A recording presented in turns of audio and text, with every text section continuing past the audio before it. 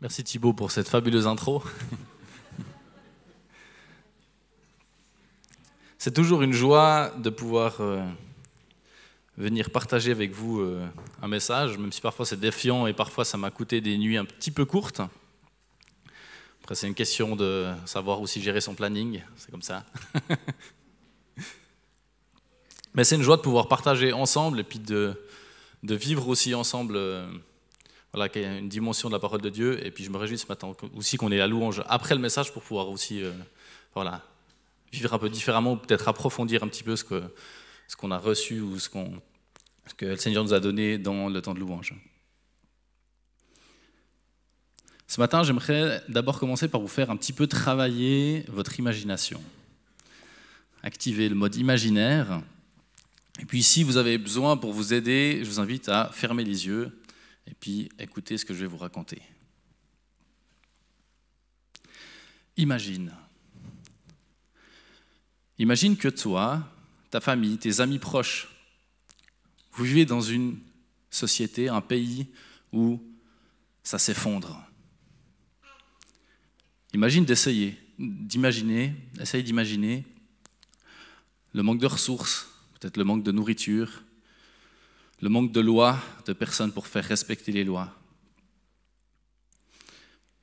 Autour de toi, ça tourne à la guerre civile, mais tu n'as nulle part ailleurs où aller.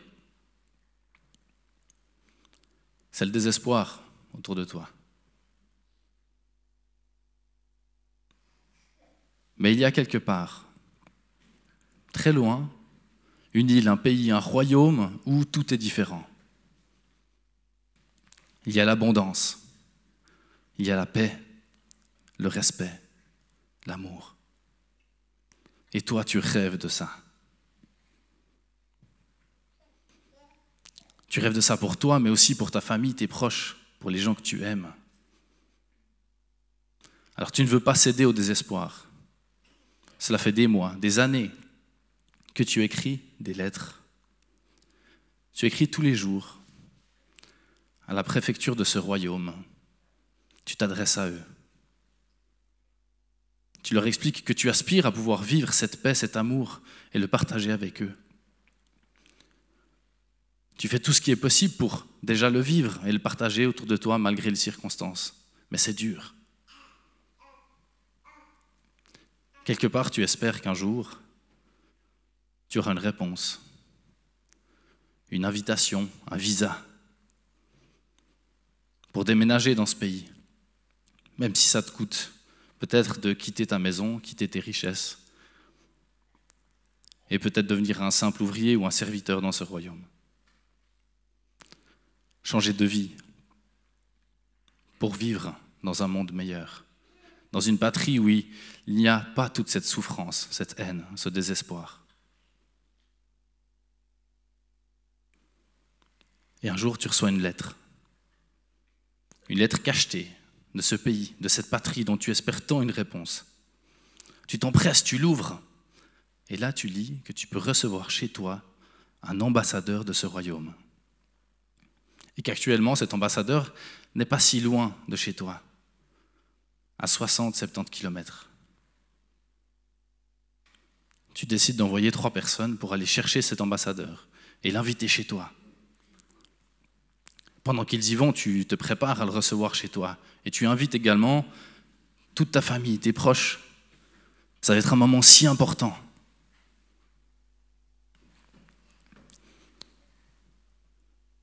Deux jours plus tard, ces 3 personnes sont de retour. Et avec eux, l'ambassadeur et quelques autres personnes. Tu les accueilles chez toi. Et là, l'inattendu se produit. Non seulement l'ambassadeur accepte de venir chez toi, de rencontrer toutes les personnes que tu as invitées, mais il te dit que tu es accepté dans son royaume, sa patrie, que tu peux déménager. Pas juste toi, mais toute ta famille, tes amis qui sont tous présents ici. Tu n'es pas juste le bienvenu, tu reçois un passeport du pays. Et non pas pour y devenir un simple ouvrier ou un serviteur, tu reçois, pour chaque personne qui est là, chez toi, un certificat d'adoption de la famille royale. Quelle joie, quelle espérance.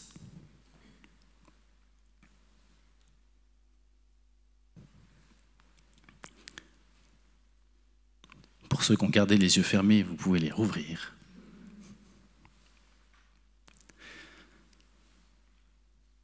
Cette histoire un peu paraphrasée, c'est un petit peu l'histoire qu'a vécue Corneille. Corneille, un centurion romain du 1er siècle.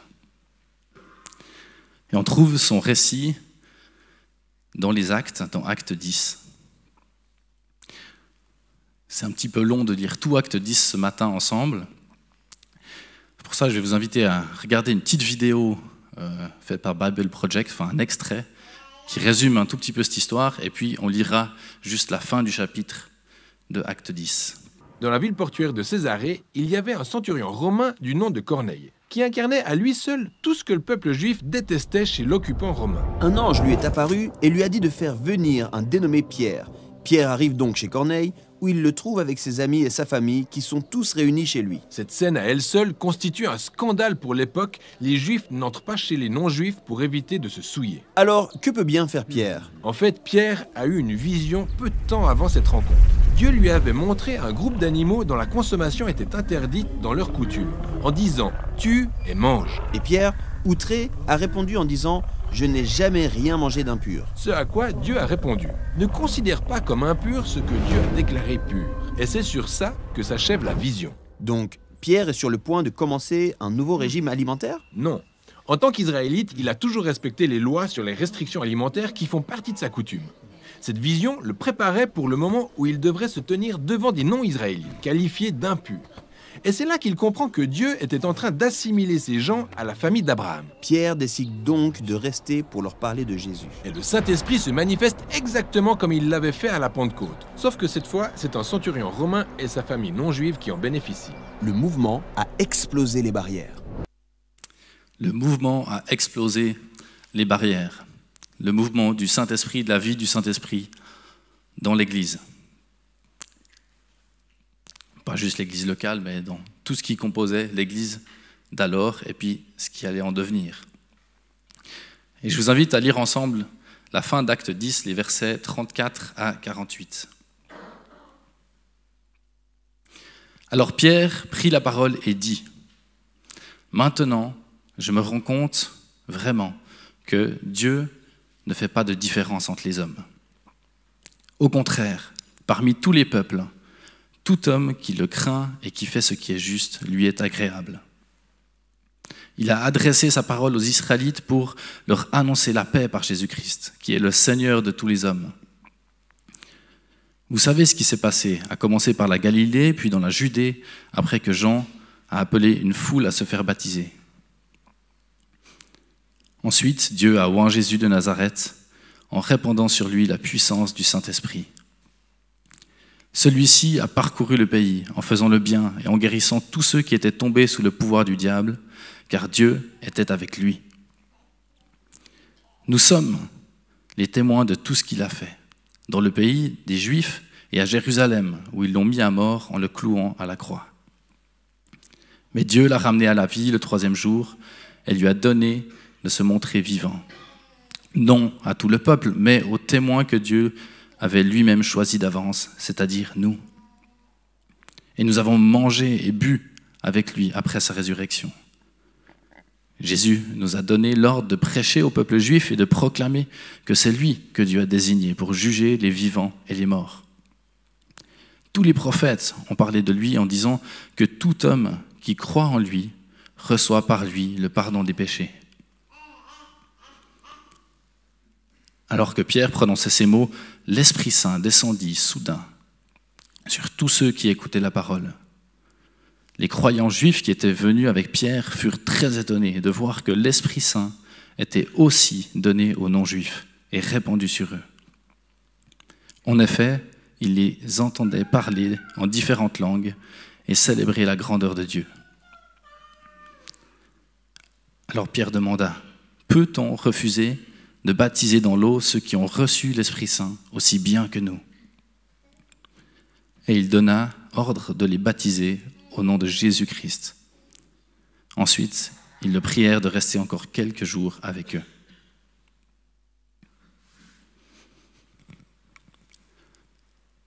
Quel récit extraordinaire. Est-ce qu'à un moment, Corneille pouvait imaginer ou même espérer qu'une pareille chose se produise?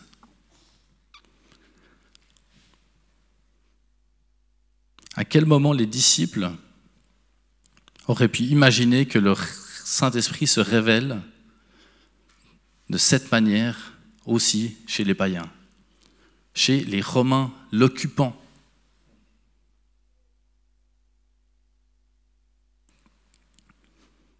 Alors Jésus n'est pas juste le Messie des Juifs, il est le Sauveur du monde. Et quand il disait de prêcher à toutes les nations, ce n'est pas juste à toute la diaspora juive qui était dispersée à travers les nations et dans le monde, mais c'était véritablement à tout le monde.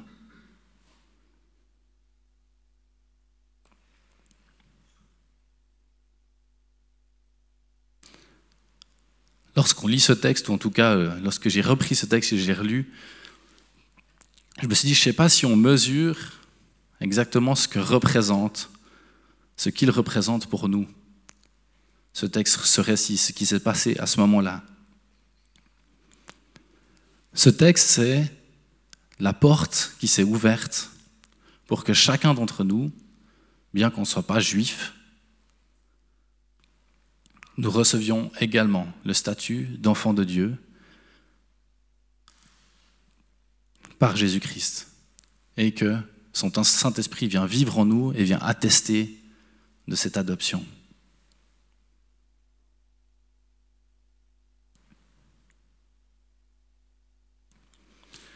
Je trouve que Dieu, il a une manière assez extraordinaire de réaliser son plan de rédemption, à préparer les événements à l'avance, et puis à nous préparer à les vivre lorsqu'il nous appelle. C'est l'exemple de Pierre, on voit, alors c'est vite résumé dans la vidéo que vous avez vue, mais enfin voilà, Dieu a parlé à Corneille, et puis il a fait comprendre qu'il fallait qu'il fasse venir Pierre, mais il ne savait pas exactement voilà, qu'est-ce qu'il va me dire, qu'est-ce qui pourra m'apporter. Enfin, voilà. Et puis Pierre, il a eu cette vision, il ne comprenait pas exactement non plus, ok, voilà, mais Dieu lui a parlé.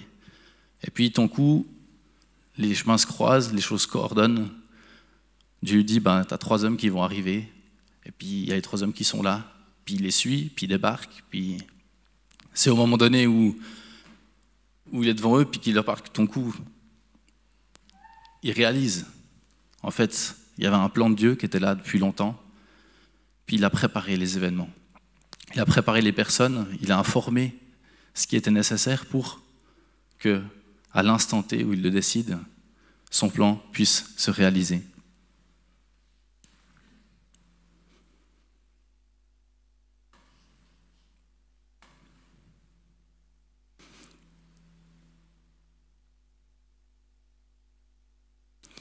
Lorsque Dieu a un plan, alors que Jésus m'appelle à le servir, que le Saint-Esprit vient diriger mes pas, qui suis-je pour aller contre ce que Dieu a initié? Et puis c'est un petit peu cette révélation qu'on peut voir que Pierre il a dans ce texte. Donc oui, il est là, mais en fait, on ne peut pas refuser le baptême à ces personnes.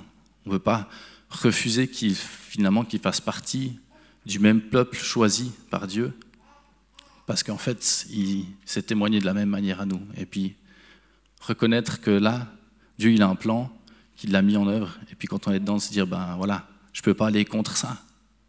Je ne peux pas aller contre ça. Mais parfois, ça demande un gros travail sur un peu nos préjugés ou nos façons de voir les choses, ou ce qu'on pense qui est bien dans le plan de Dieu. Non, le plan de Dieu, c'est Dieu qui l'a. Puis on est appelé à y entrer.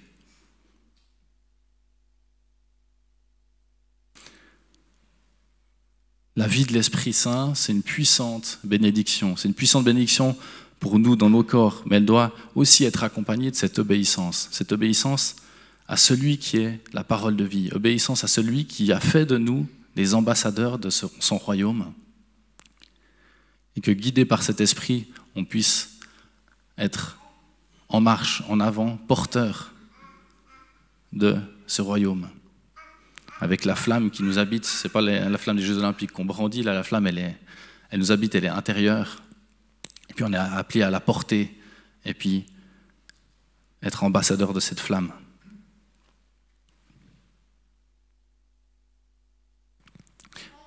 Je ne vais pas faire beaucoup plus long ce matin, parce que je crois que ce qu'on a à vivre, à réaliser, c'est cet accueil de Dieu, cette joie de l'Esprit qui est venu habiter en nous, et puis de réaliser cette chance de cette promesse qui s'est élargie, et puis qui nous a tous atteints.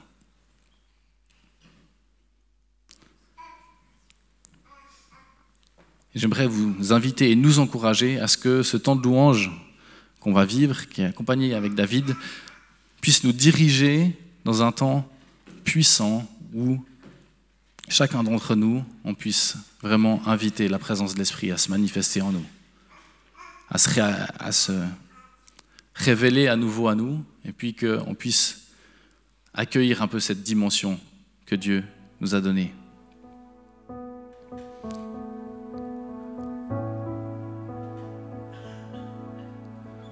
Ça puisse être un temps où on a cette joie d'avoir une espérance qui nous a été offerte par Jésus-Christ. Et aussi peut-être un temps où le Saint-Esprit va nous révéler des choses, peut-être sur une situation de vie, peut-être sur un appel plus profond ou une œuvre dans laquelle il veut nous voir agir.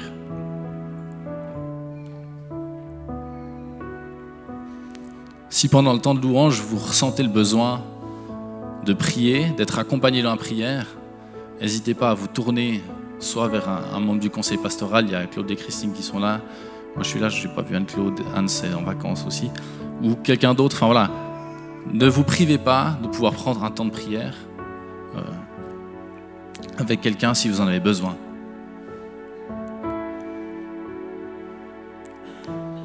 Qu'on ne se prive pas de la bénédiction que c'est de vivre la famille de Dieu, puis d'avoir été tous réunis. Même si on est tellement différents, même si on est d'origines différentes, même si on est de peuples différents, on a tous eu cette même promesse de l'Esprit qui s'est répandue, puis qui est venu nous accueillir chacun, puis nous dire chacun, tu es enfant de Dieu, je t'ai adopté. J'aimerais vous inviter juste avant de prendre le temps de louange, si vous le souhaitez, à vous lever et puis qu'on puisse ensemble prier. Je vais faire une prière, puis si vous souhaitez vous joindre à moi, que vous puissiez le faire dans votre cœur.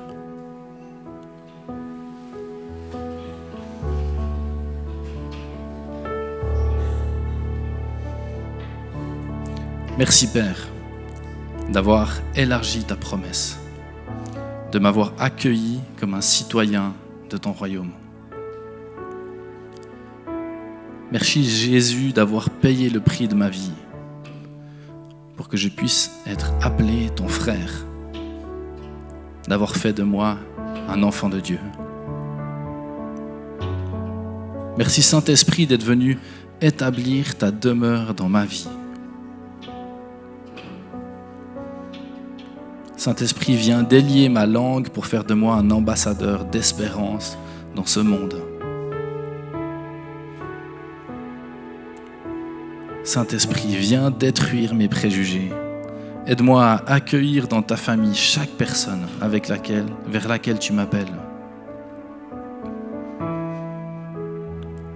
Jésus-Christ, Sauveur du monde, Sauveur de ma vie, donne-moi le courage d'être porteur de ton espérance, de tes bénédictions, pour ma famille, pour mes amis et pour mon entourage. Amen.